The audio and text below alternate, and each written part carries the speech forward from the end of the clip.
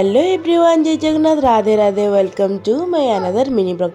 आज मोर वीडियो आरंभ हो जाइए मो झीटार सकाल सकाल बेटी भी आसीगला मो मामू घरे ट्रिटमेंट आमर एमती गाधे आसली। चलतु एवं खाइबा इडली बरा तरकारी मत बहुत बढ़िया लगे मामू घर।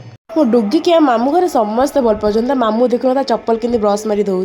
मो डुगी मत ठाकुराणी भावुँ से देखुन कि मुंडिया मारुची। मम्मी मोर बसीगलु खायापी भात डाली पापड़ काकुड़ी कखारु फुल आ मसरूम।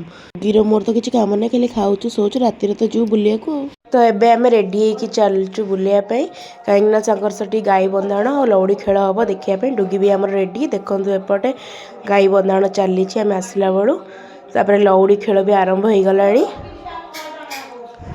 तापर डुगीर तो जिद्दी कहले नसरे पुणी जाइए बबल्स नहीं कि सी आसला।